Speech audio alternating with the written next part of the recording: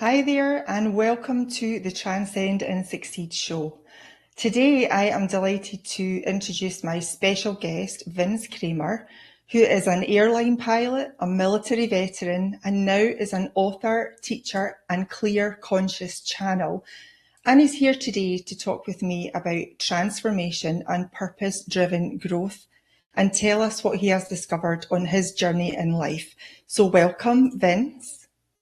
Thank you so much, Dawn. It's such a pleasure to be here with you and the audience today. I can't wait to find out where you take us.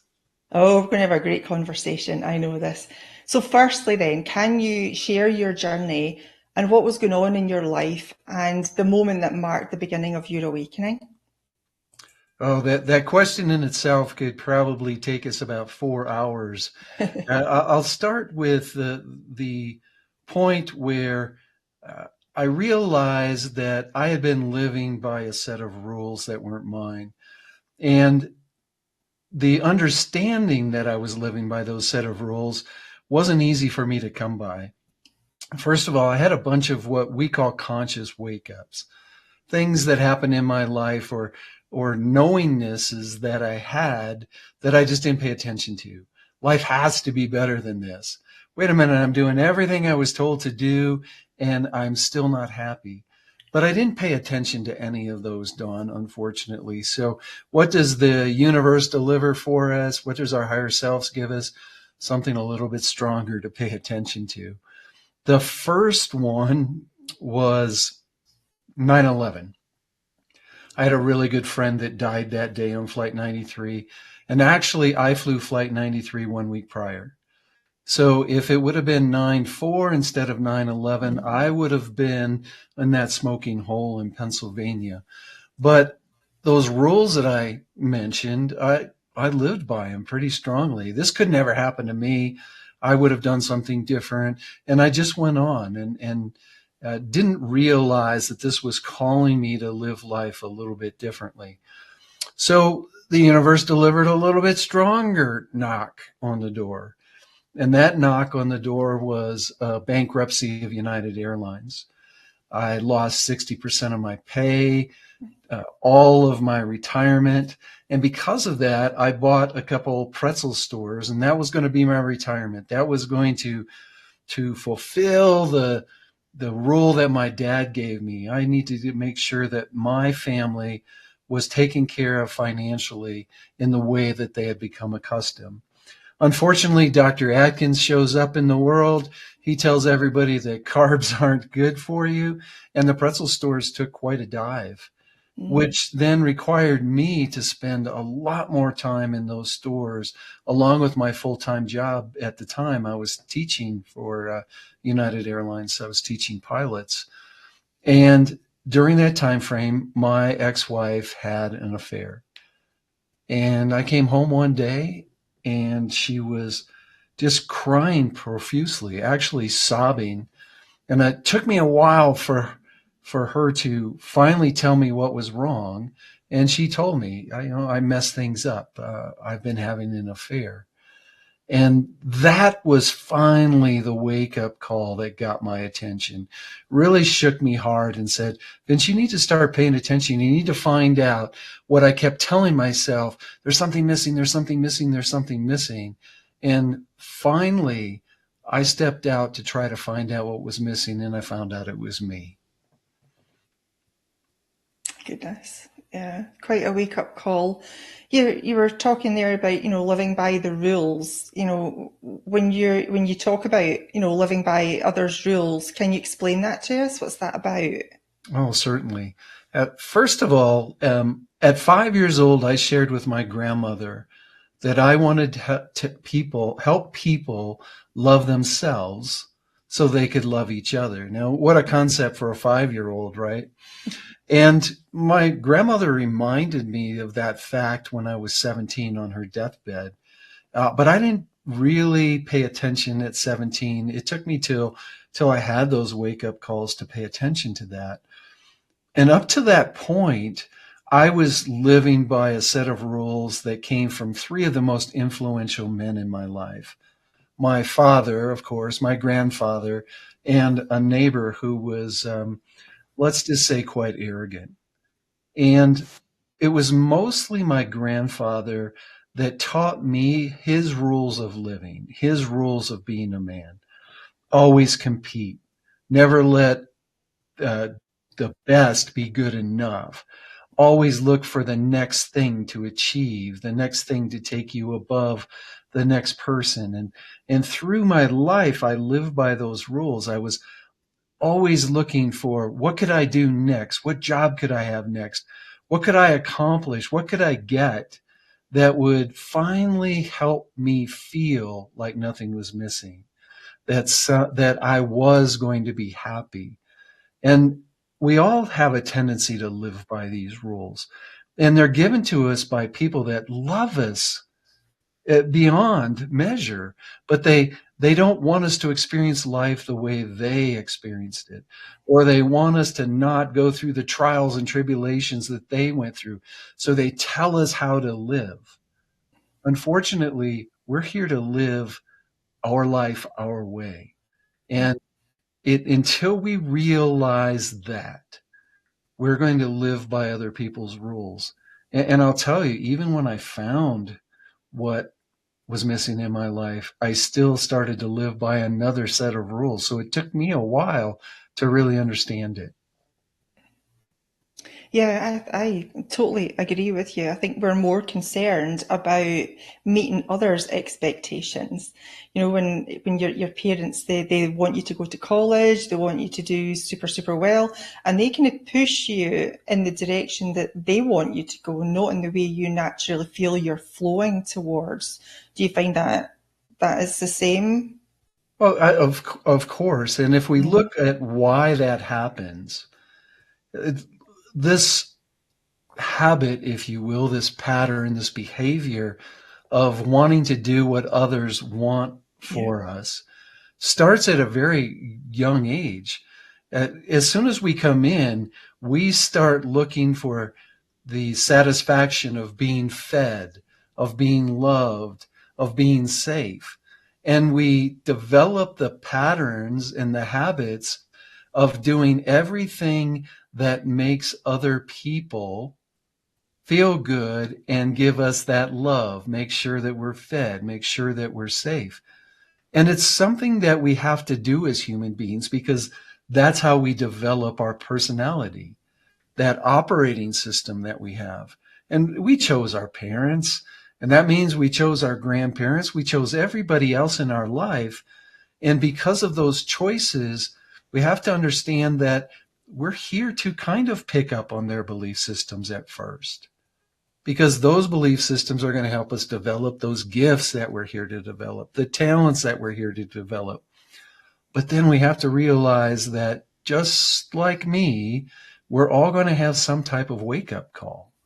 And if we pay attention to that wake up, now it's time to let those old beliefs go and to start realizing that, oh, wait a minute, I am here for a specific reason. We like to call it your unique purpose. Then there's three parts to that purpose. But I'm really truly here for something. And if I'm going to deliver that, if I'm going to show up fully as who I am, I've got to stop living by all these other rules. Yeah. And be yourself. I think that's the most important thing, isn't it? I don't think people live their lives themselves. They live it to the way they feel that they're expected to live it, and how to behave, how to think, what to do. I really don't feel that we are taught to be ourselves, our genuine, authentic selves. Well, and that's because the people who taught us didn't Yeah. know it either. Didn't know any And better. and when you're spending a lot of your life, and especially people that grew up in the 50s, the 60s, the 70s, even pushing the mid 80s, we were constantly taught that the recognition had to come from the outside for us to feel like we were successful, to feel that we were important. And we had to, because of the way we grew up, we only had what we were experiencing or what was shared with us from these people who cared the most for us to follow. But I want everybody to realize there is truly a gift in that. The gift is it's gotten you where you are right Yeah. now. The things that you understand in life that will help you deliver what we call your divine intent, your reason for being here, your mission.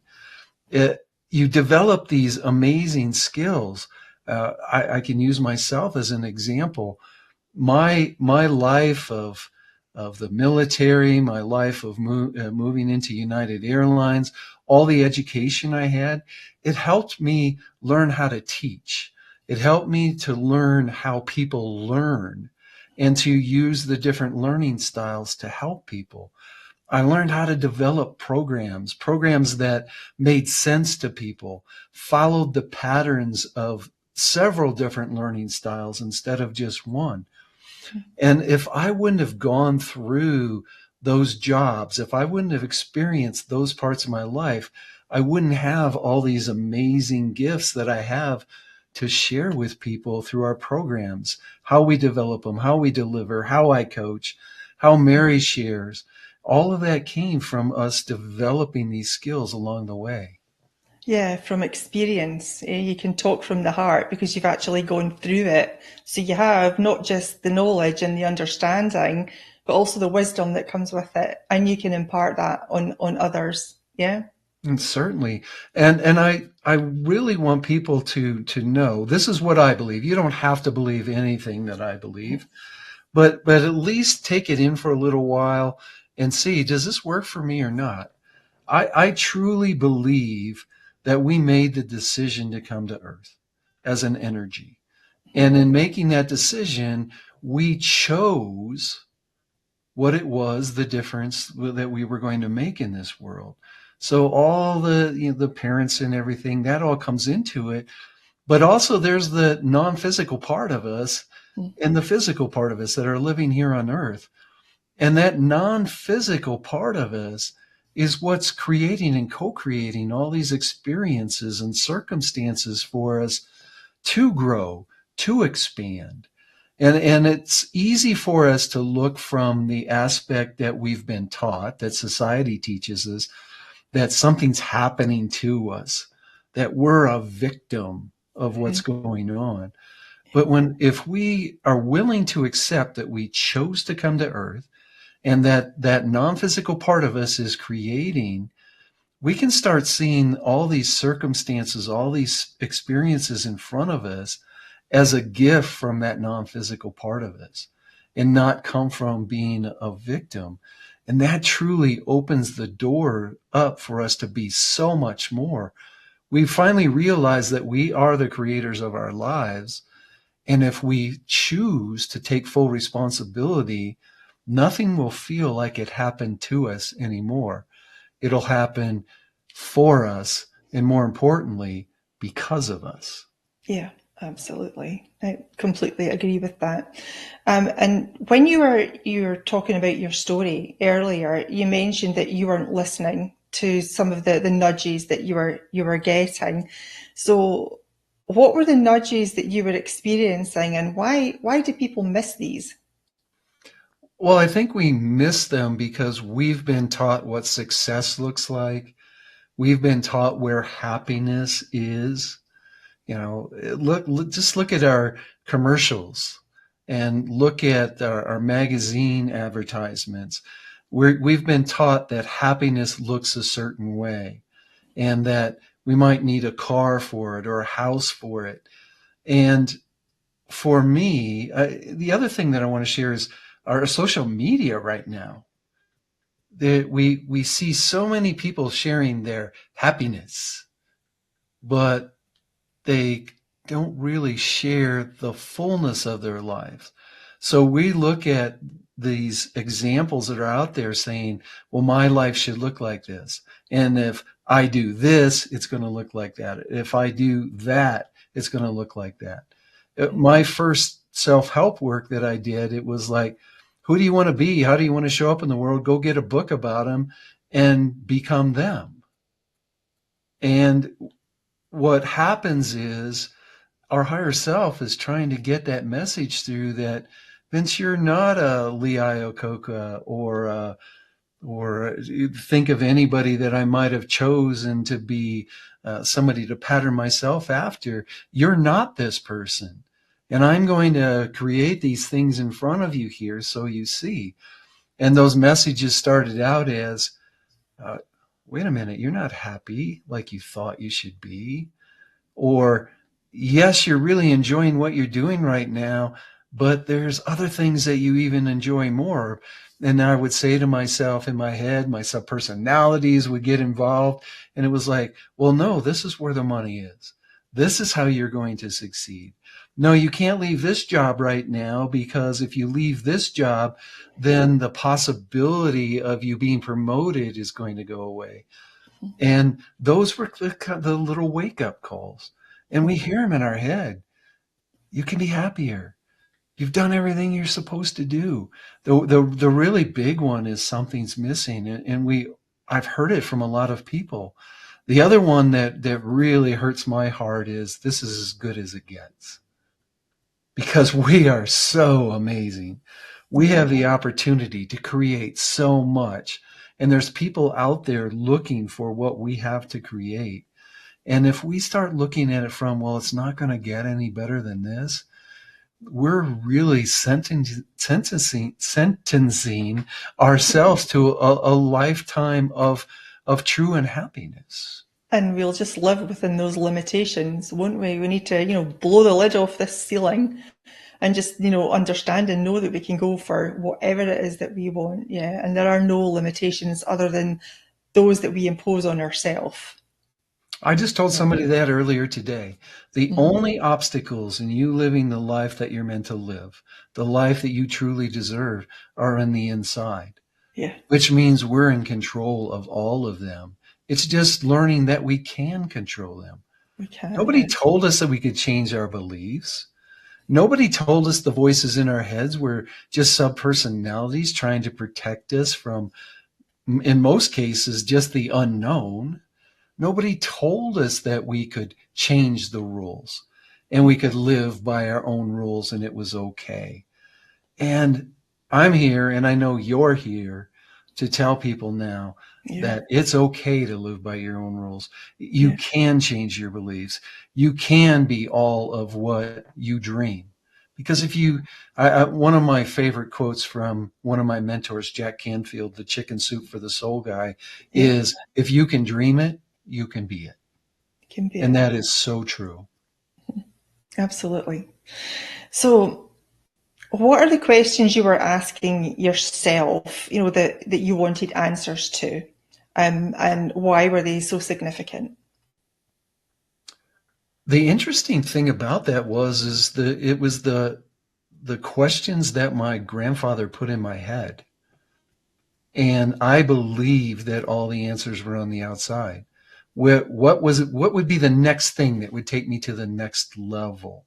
What job would help me get noticed so I could be in that position that finally I would feel good and I would feel okay? And I wasn't even asking myself the tough questions.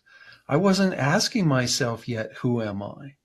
I wasn't asking myself, why am I here? Those didn't come until after the wake up call.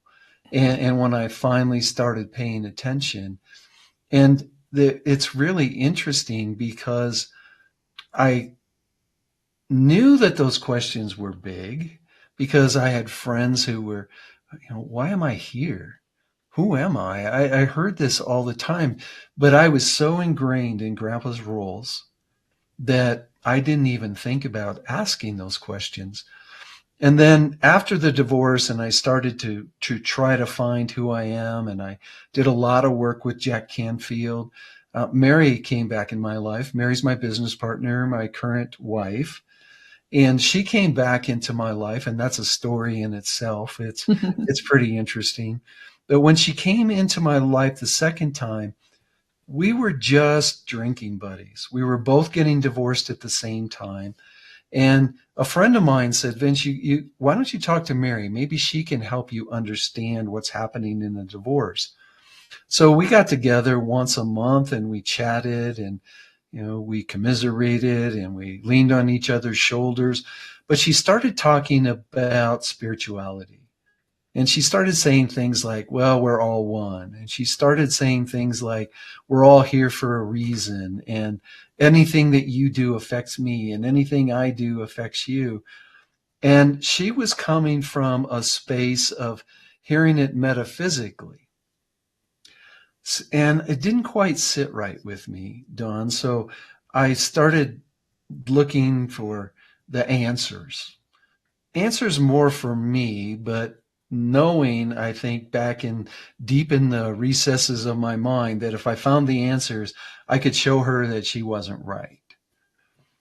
So I got involved in science and I really got into quantum physics heavily. And the deeper I got into the science, the more I started proving Mary right. And I started realizing that, wait a minute, we're all part of this one energy. And quantum physics tells us there's no mistakes or coincidences. And then all of a sudden it's like, who am I? Why am I here? Why did I experience life the way that I did up till now? And through research, through reading books, actually some very interesting stories about getting guidance, I finally was unable to uncover. I was able to uncover those parts of myself. And through that journey is where I learned that there's three parts of our purpose.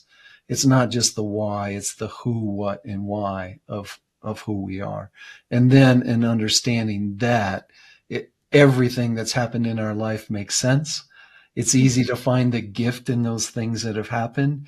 And we've got a blueprint that we really formed before we came to Earth to start living our life more fully. Mm-hmm. And you and Mary authored a book, Awakening Through Moments of Choice. So what made you write that book? And can you explain what you mean by moments of choice? Oh, certainly. But here it is. And Yeah. the cover kind of gives it away. It's about Mary and my journey in my awakening. So I was pretty closed down and I didn't realize some of the concepts that Mary shared. And as I started then on the journey to look into science, I started realizing why the wake up calls had happened. And then the next step came from that. And I was able to tap into information at a different level. There was an experience at an event I went to. I told myself after the divorce that I was going to look at all the opportunities out in front of me. And I was going to take as many as I could to help me find what was missing and to live that life fully. And at one event that I was at, it was kind of an event to sell events. And I was with a group of people that I'd been with for a couple days, and this program popped up. It was called Illumination Intensive. And I wasn't paying any attention to it. It wasn't something that I thought I would be interested in. So I I didn't listen to what the program was all about or anything, but a bunch of my friends that I had met during that workshop said, Vince, you've got to go to this. This is something that you're supposed to be at. So I spent the money to go to it. All of a sudden, about 4 or 5 months down the road, it shows up as time for me to go to this event. And I realized I had no idea where I was going. And I was preparing, I was packing, and I got a phone call from Mary. We had just started dating at that point. And she said, I'm up in Aspen. I'm up here with my business partner, my son. Why don't you come up and join us, spend a night up here? And it was like, Mary, I've got this event to go to. I don't really want to do it. That I've got to drive down the airport at 4 a.m. And then she says, I really want you to come. So I went. And we had some margaritas. We spent some time at a Mexican restaurant. I needed the margaritas for what was to come. So Mary and I ended up being intimate. And after that, Mary sat up in the bed and she said to me, Vince, I see this woman standing next to you. I see this image of a woman. And she described this woman to me. And believe it or not, she described my grandmother. Now, my grandmother died when I was 17, so Mary knew nothing about her. She never saw pictures of her. I never even talked about her. But then Mary said, and I also see this other image, and she describes this little blonde girl. Blonde hair, blue dress, white blouse, ankle socks, patent leather shoes. She described her pretty fully for me. Mm-hmm. Shortly after that, we fell asleep. A couple hours later, I get up. I drive to the airport. I get on an airplane. I fly all the way to Vancouver from Denver, all the time thinking about what's this little blonde girl thing going on. And I never could figure it out. I got to the event and I find out that this event is a 5-day event, and all you did from 6 a.m. till midnight, so 18 hours a day, sit in dyads, so knee to knee to someone else in the group, and answer the question, tell me who you are. Pretty profound. And I actually had an energetic awakening in that 5 days. But the most interesting thing that happened was that 5 times during that stint, somebody said to me, do you know that there's an energy of a little blonde girl with you? And each one of the persons, even though we weren't supposed to talk about anything but tell me who you are, I said, tell me what she's wearing. And every single one of them described this little blonde girl exactly the way that Mary did. That was the trigger, if you will, for me to start paying attention to what was going on and things that were being said. And that's when I started looking for, I was already answering the question, who am I, through that 5 days. I started asking the other questions. Why am I here? And more, and then even just as important as why am I here, what do I have to offer the world? And those questions really started taking me in the direction of paying attention to understanding that we truly are energy. And because we're all energy and we're part of that one true energy, Yes. We have the ability to tap into guidance at a very high frequency. We have access to every thought that's ever been thought, every idea that's ever been had. We have all this access. And I finally realized that's why I'm here. I'm here to learn these concepts, and I'm here to help people find their reason for being, their reason for showing up here, their decision that they made at birth, and to help everyone live their divine intently, because we're moving from a very I conscious world towards we consciousness. And in that move, we've really, truly got to find why we're here and to give that fully. So it's us for us. we for we, ours, instead of I, mine, and holding it all in. So it was just a couple things that happened in my life that I just had to pay attention. I was a military pilot. I was flying as an airline pilot, and I'm starting to hear about these visions people had, and I couldn't deny them. Mm-hmm. And then it even went further. Mary said she learned about this little blonde girl in the channeling, and I said, I want to go. So I headed to a channeling with something that I didn't believe in at all. I thought I was going to sit down with some lady with a crystal ball or somebody who was looked like a gypsy and was going to read cards or read my hand and tell me what I was. And then I was there in front of this channel, and some of the things that happened there I couldn't deny either. Amazing. Totally amazing. And I think just going back really to what you were saying about us all being connected, the idea of separation is a total illusion, because we might be individual, but we're definitely not separated. We're definitely connected 100% energetically. It was fascinating.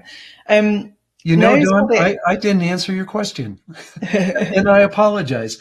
We wrote the book because I experienced those things. Mm-hmm. And as somebody who is really big in sports, a military pilot that's been to war, my awakening, we realized we had to share the story because there's so many people out there that don't believe that we're this energy, don't believe mm-hmm. that we're being called to wake up to more of who we are. And if a 240 pound, 6'5" guy that played college sports and flew in the military is being called to wake up, maybe I could be the poster child for others to wake up, especially the men in the world. The women have a tendency to wake up faster or be more willing to wake up. But maybe I could be the poster child for that. And my story, I felt, was important enough to get out there, because if just one person wakes up because of the book, it's well worth it. And then also the story of Mary and I growing and expanding and waking up together is really important, because I know there's many people out there that one person in the couple is waking up and the other one kind of refuses. Mm-hmm. And maybe if they read the book and said, whoa, wait a minute, this little blonde girl, I understand why this guy might trust that. And now he's telling me all these things about how we create our own realities and we have 3 parts of our purpose and we can tap into guidance. Maybe they'd start believing it. So that's what Awakening Through Moments of Choice is all about. It is, and I am reading that at the moment. It's a fabulous book, and like I said to you, I resonate with absolutely everything you say in that book, and I'm really enjoying it. Now is a good time. We'll just have a quick break, but stick around, because after the break, Vince is going to tell us his fun fact about something he did as an airline pilot, and I bet you'll never guess what it is. So stay with us. We'll be right back.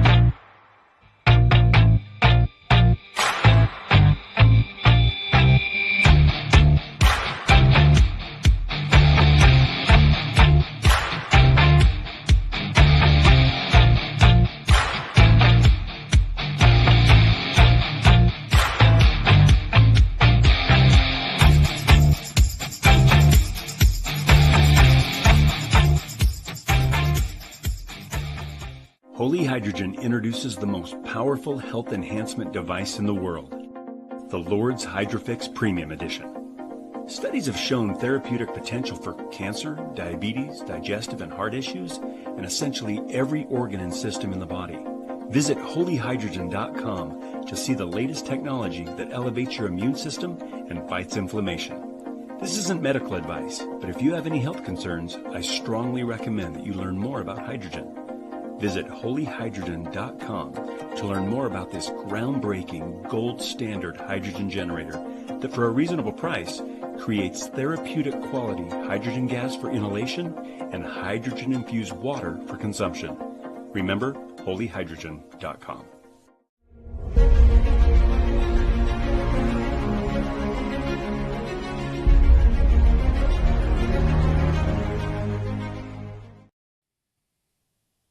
So, welcome back. I'm here today with Vince Kramer. Vince has got an awesome story to tell us. This is his fun fact. So, Vince, tell us all about it.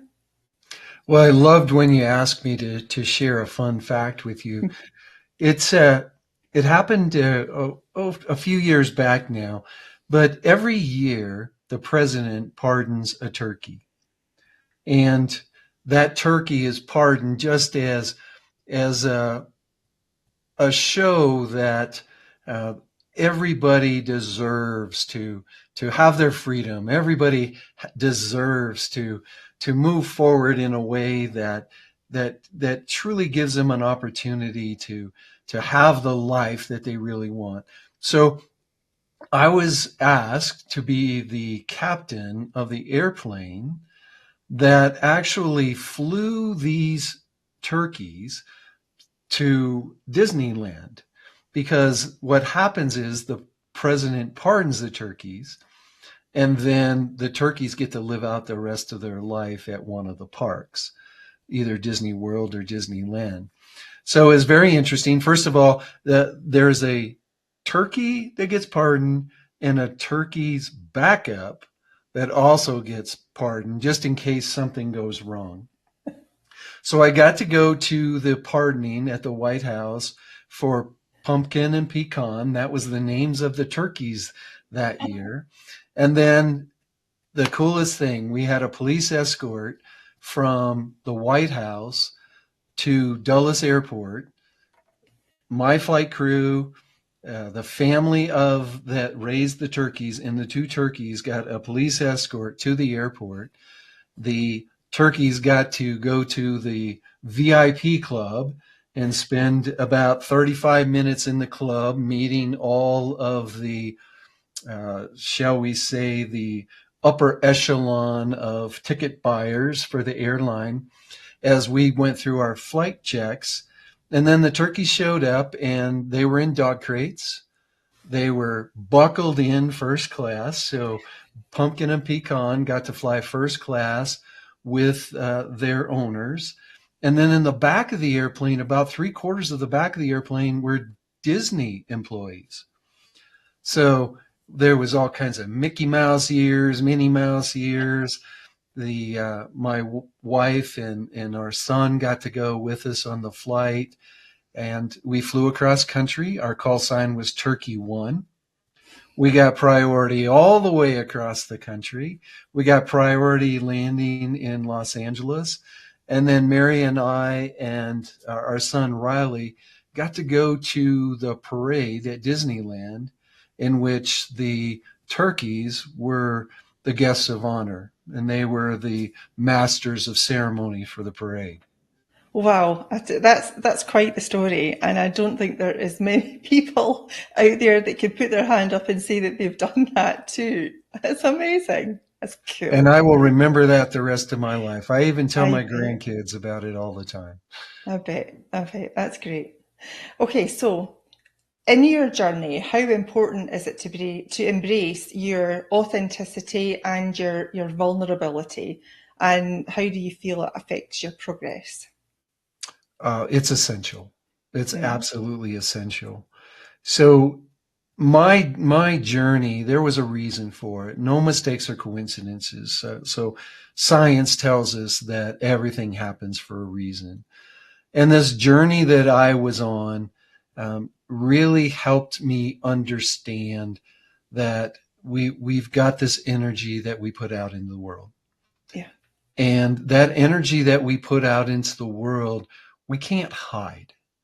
Other people feel it. We have energy fields, energy bodies that go out there, and everybody feels that energy. And if we're not authentic, if we're putting a mask on to be what Dawn wants me to be on her show and what they want me to be at United Airlines, if we continuously put that mask on to hide who we truly are, there's chaos. The people are feeling my energy, but seeing something else. Yeah. And really don't understand what it's all about. So it's important that way. So we reduce the chaos. We attract those people who are really looking for us. The other thing that's really important about being authentic is if you're trying to be someone else, there's no way you can live that reason that you're here.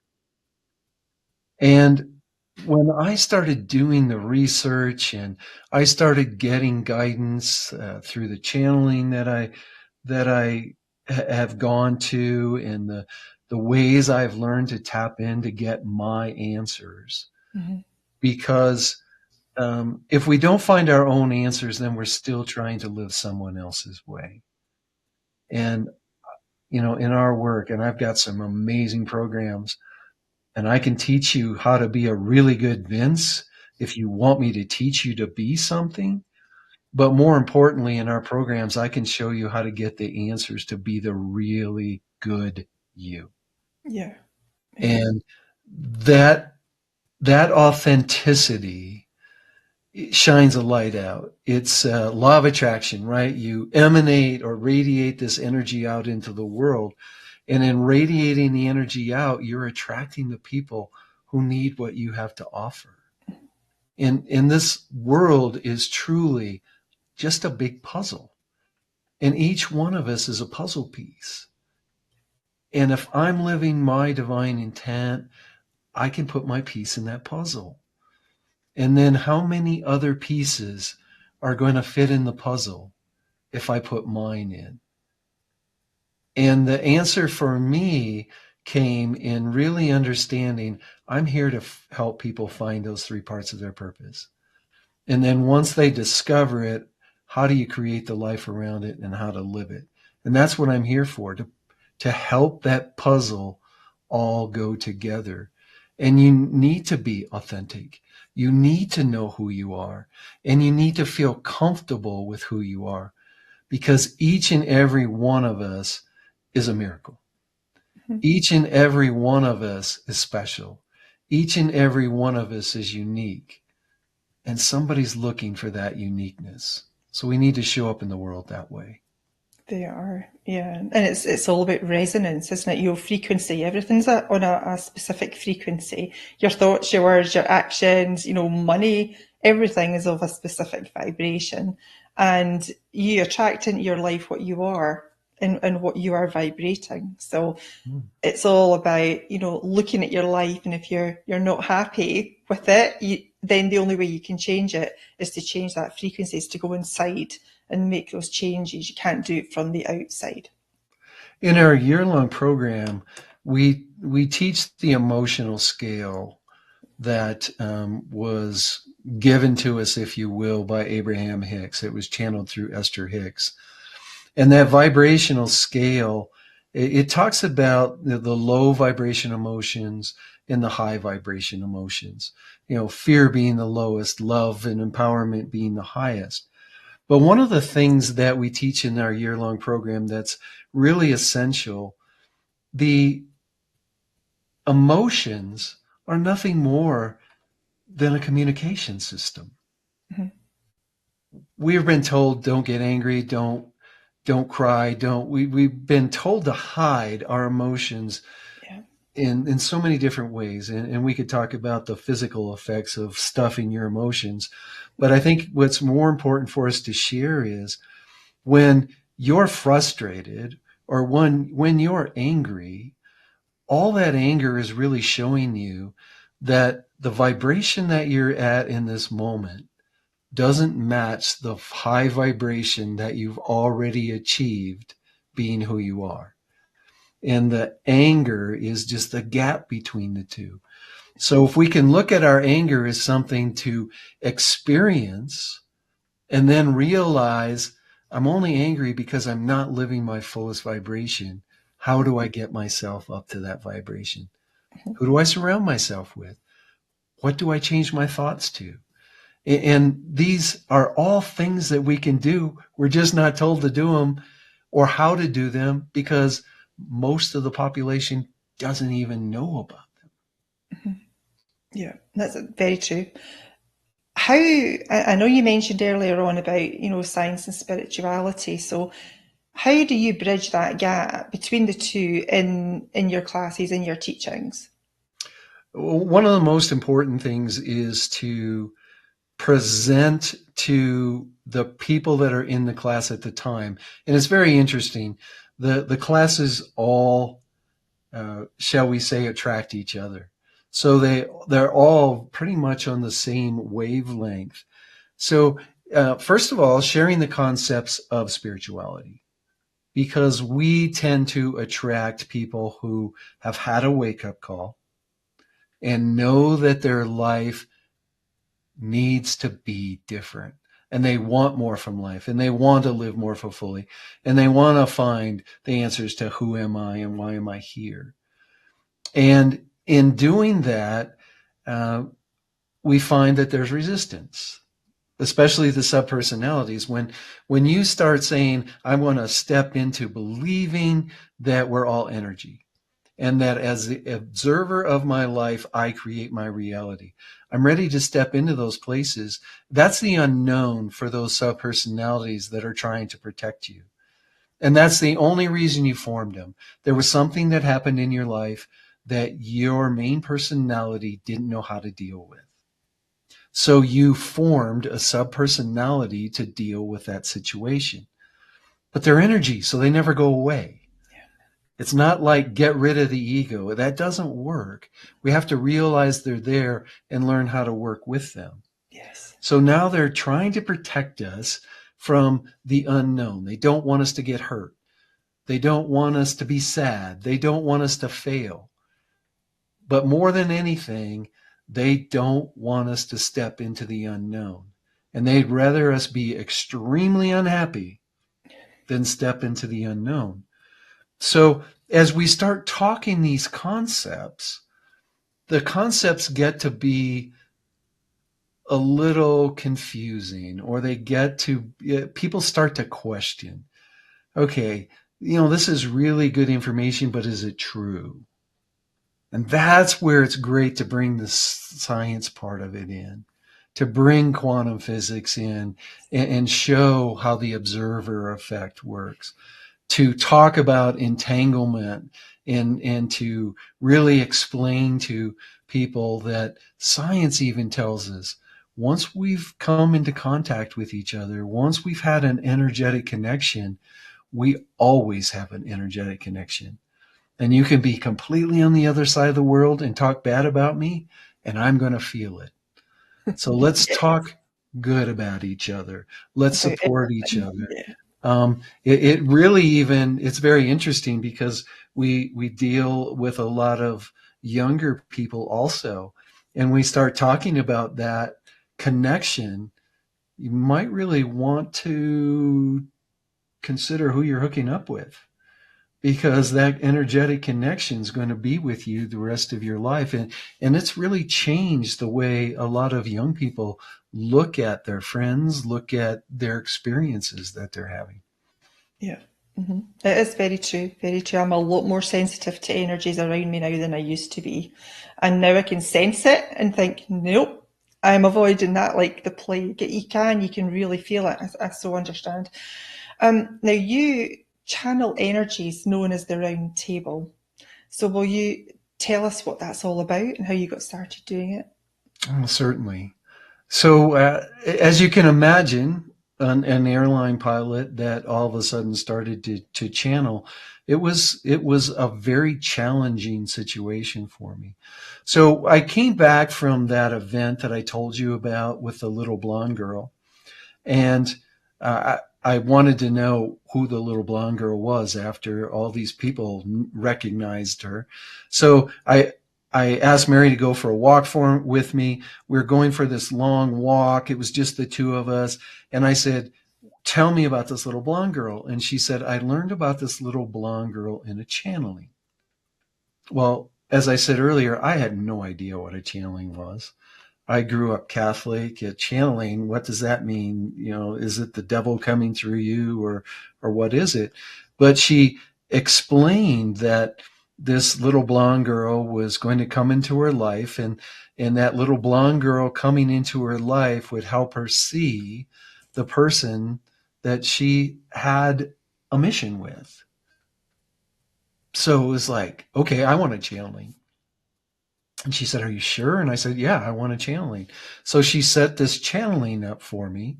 And I went to the channeling with her and her mother. And we went to this house. It was very modern house on one end and an earth house on the other. And it was like, okay, this is a little strange for me. And we met the lady who was going to channel for us. And she was a very nice, very sweet lady. We had tea. She tried to make me feel as comfortable as possible. And then before we went back to her den where she channeled, she said, I can channel for you in 3 ways. I can be a full channel, and I can let the energies come in and you can just have a conversation with them. Or you can give me your questions, and then I'll let the answers come in and I'll tell you the answers. Or you can ask the questions and then I will give you the answers afterwards. Well, it's like, well, I'm going to do this. I might as well do it all the way. So I want to talk to these energies. So we go back to this room and we settle in, and I watch her her facial features seem to change to me. Now that might have just been me in my head or whatever, but I noticed her posture changing and everything. And immediately, Dawn, I started into the justifying. Oh, so this woman's a really good actress. She can change her body and she can change her posture and make you feel like she's another energy. So that energy comes in. It's a very masculine voice, introduces himself as Archangel Michael. And for a period of time, Michael's sharing with me, this happened in your life, and this is why it happened. This happened, this is why it happened. This is why this person was in your life. And all the time I'm justifying it. So Mary told this lady all about this, my life. And then Michael goes, there's someone else here that wants to talk to you. Are you interested in doing that? And I said, sure, I'm here. Once again, justifying as I watch her facial features change a little bit, her posture change. And she started talking in a male voice again, but a little bit higher pitch and much more jovial. And this energy introduced itself as Archangel Raphael. And as we got started in the conversation, I'm still justifying everything that's going on. And then Raphael said to me, you're here to open hearts. But to open hearts, you need to open yours first. And I'm going to help you with red-haired, blue-eyed people. Now, once again, justifying, Mary's oldest has red hair, blue eyes. Mary also knew that I met a few people in the last month that had red hair and blue eyes. So once again, I'm justifying it until Raphael said to me, as an example, do you remember walking through Walmart last week? And as you were walking through, a little boy stood up in his stroller and was watching you, just tracking you as you were walking across the store. Couldn't take his eyes off you. And then that little boy fell out of his stroller and his mom caught him just before he hit the floor. And then Raphael said to me, that little boy had red hair, blue eyes. And it was like, oh my gosh, That I realization. got to pay attention here. I know, Because the wow. mom knew, the boy knew, and I knew.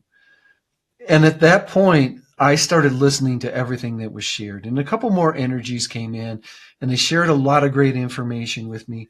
But the most important thing was at the end, Archangel Michael came back in and said, "You know, you're here to open hearts.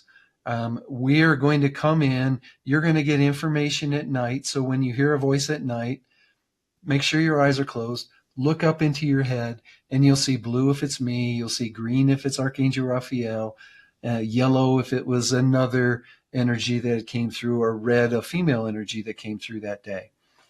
And after that channeling, it started. And I started learning about the three parts of your purpose. I started learning how we were here to live our lives. I started learning that we brought this blueprint in with us. I would walk through a bookstore and a book would fall on the floor, and it would be the biology of beliefs, or a book about understanding frequency.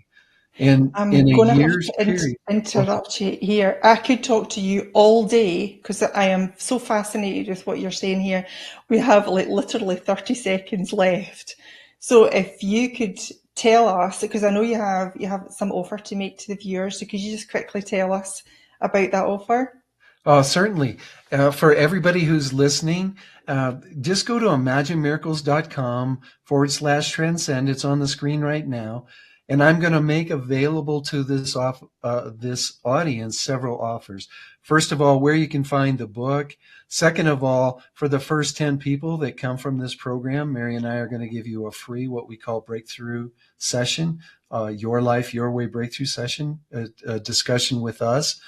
I'm going to give you that blueprint that I talked about so you can start filling out your own. It's called the Your Unique Purpose Formula, and you'll be able to download that for free. Lots of good information there, and please reach out, because I know you're listening to this for a reason, and I want you to start living your purpose. Thank you, Vince. That's fabulous. I have had an amazing conversation, have really enjoyed having you on the show. Thank you so, so much. And thank you to the viewers for whether you're watching live or on demand. I hope you'll tune in next week. Vince, thank you so much. Take care. Thank you, Dawn.